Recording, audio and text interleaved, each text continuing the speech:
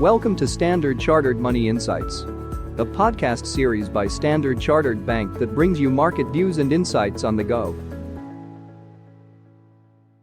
Welcome to Cut to the Chase. Today is Monday, the 25th of August.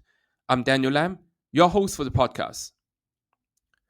The markets saw a melt-up on the back of Powell's speech at Jackson Hole, which was dovish, and it paved the way to a September cut.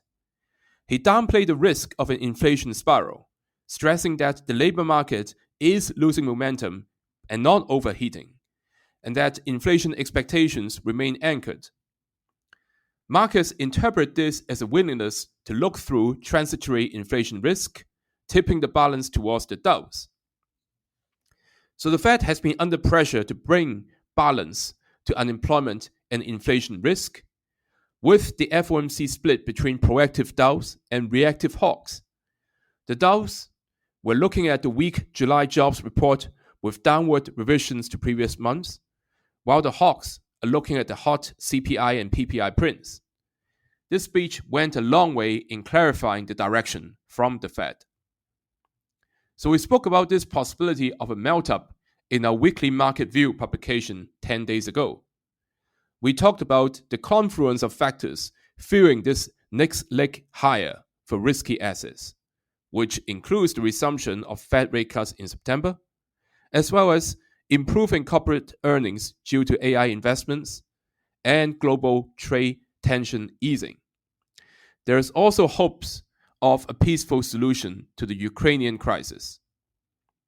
The S&P 500 has a strong rally and is ready to test the all-time high at 6,481 back in the middle of August.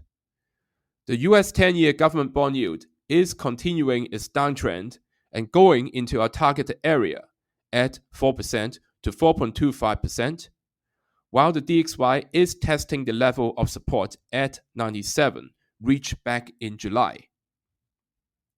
Momentum and technicals indicate further risk on, and much will depend upon the results of the semiconductor heavyweights that will be reporting over these 2 weeks. As we noted in a podcast last week, because the other major internet and technology companies had already been indicating strong spending on AI infrastructure. So we believe this should trickle down to good guidance for the semiconductor companies. Down the line, the focus will be shifting to whether the Fed will be able to deliver the 125 basis points of cuts by the end of 2026, which the forward curves are currently pricing in. Now, on the other hand, investors will also be checking if China's policymakers can reverse the disinflation that has been affecting the economy, with the anti-inflation be in focus. That is all from me for today. As always, if you enjoy this podcast, please don't forget to rate and like it. Thanks for listening, and we wish you a happy day ahead. Thank you for listening to Standard Chartered Money Insights, a podcast series by Standard Chartered Bank. For more details, visit Market Views on the Go on our website or click the link in the description.